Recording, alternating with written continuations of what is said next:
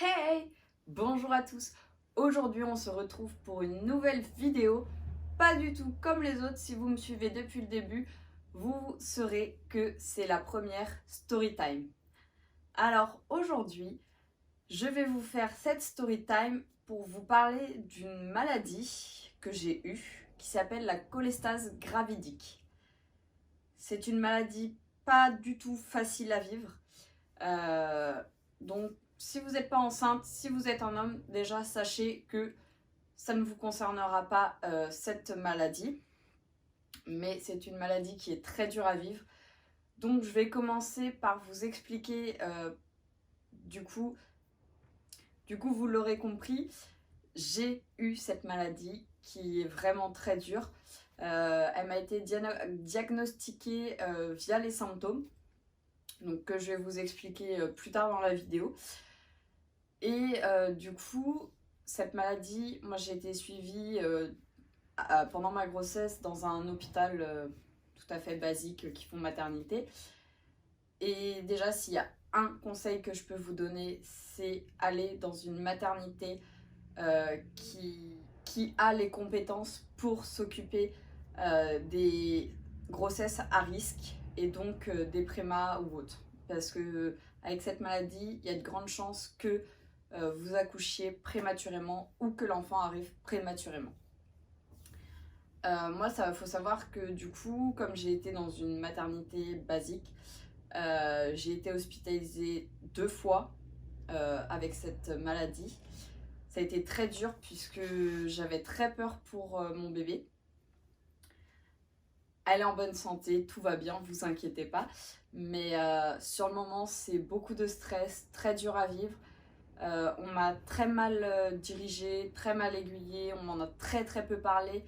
On me disait juste, faut faire ci, faut faire ça, là on vous hospitalise, là vous avez telle prise de sang à faire, tel examen. Mais on ne me disait rien de plus, on ne me disait pas si c'était bon, si c'était mauvais. On ne disait rien du tout.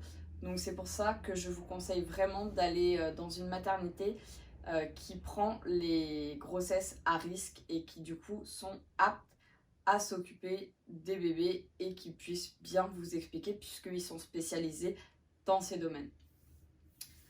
Donc voilà un petit peu pour ma part. Moi, il faut savoir qu'on m'a déclenché l'accouchement puisque comme je vous l'ai dit, j'étais dans une maternité basique parce que j'ai demandé, parce que sinon ils ne voulaient pas me déclencher. Et lorsque j'ai accouché, ils m'ont dit vous avez bien fait parce que sinon votre bébé n'aurait pas tenu plus longtemps. Donc heureusement que j'ai demandé ce déclenchement parce que sinon je ne sais pas ce qui aurait pu arriver. Donc qu'est-ce que c'est la cholestase gravidique vraiment? Déjà, il faut savoir que c'est une maladie qui touche environ 1% des femmes enceintes. Donc, vous inquiétez pas si vous êtes enceinte à vous dire mince, j'ai cette maladie. Non, attendez bien jusqu'à la fin. Ça peut être dangereux pour le fœtus, donc pour le bébé, si elle n'est pas diagnostiquée et traitée à temps. Donc, pourquoi c'est dangereux? C'est une rétention de bile dans le foie. Et au lieu de poursuivre leur route dans le système digestif, les acides biliaires refluent, donc vont dans le sang, où leur concentration s'élève anormalement. Donc c'est pour ça que c'est vraiment dangereux. Dans les causes et facteurs de cette maladie, on retrouve diverses choses, donc vous inquiétez pas, toujours. Attendez vraiment jusqu'à la fin pour... si vous avez quelques symptômes, voir, mais attendez vraiment. Puisque dans du coup les facteurs à risque, enfin les femmes à risque surtout, il y a diverses choses comme les modifications hormonales de la grossesse qui s'ajoutent à la génétique.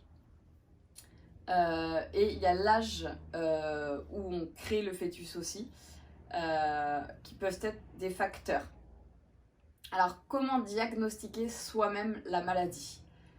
La maladie, ça va commencer et tout le long de cette maladie, c'est d'ailleurs le plus dur à vivre, c'est que vous avez des démangeaisons en permanence. Alors, si vous avez uniquement des démangeaisons au ventre, ne vous inquiétez pas, ce n'est pas la cholestase. C'est juste votre ventre qui s'étire, c'est normal. Votre peau, pardon. Par contre, si vous commencez à avoir des grosses démangeaisons au niveau des mains, des pieds, des chevilles, là ça peut être plus inquiétant. Et après que vous ayez eu ces démangeaisons qui ont commencé aux mains et enfin mains, poignets, chevilles, pieds, ça va commencer à aller un peu sur tout le corps, les cuisses, les jambes, les bras, le cou, un peu partout. Mais du coup, ça commence vraiment par ces endroits-là. Moi, ça avait commencé par les pieds, ça avait monté sur les jambes et après j'ai eu les poignets et les mains. Puis les bras, enfin c'est vraiment... ça peut vous empêcher de dormir, ça peut vous créer des insomnies, donc c'est pour ça que c'est pas facile tout le temps.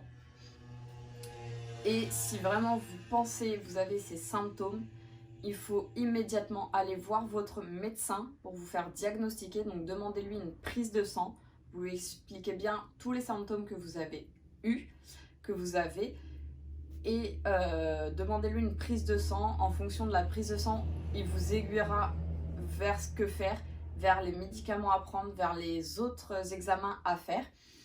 Et par la suite, si vous n'avez pas de médecin disponible immédiatement, n'hésitez pas à aller aux urgences obstétriques, où là, si vous expliquez tous vos symptômes, ils vous feront directement une prise de sang, ils vous feront un monitoring pour voir si le bébé va bien, ils vous feront vraiment tous les examens pour, et à la suite de ça, vous aurez le diagnostic, donc pour savoir si oui ou non vous avez la cholestase gravidique.